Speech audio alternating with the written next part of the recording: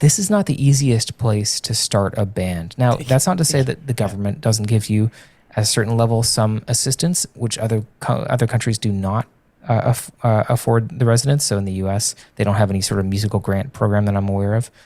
Where in Canada, there's the Factor Yeah. grants, which has been enormously helpful for us.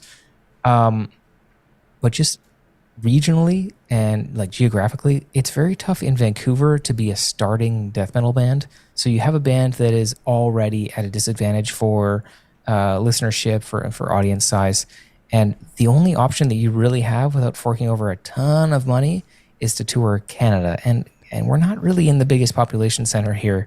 Vancouver has lots of people. There's a couple of cities around here, but once you get outside of Alberta, you're just in some pretty small areas, and it's very difficult to get from one side to the other. Oh yeah. Um, yeah, that being said, when you're from, when you start in Montreal, when you start in Toronto, you have a lot more population center to sort of take advantage of.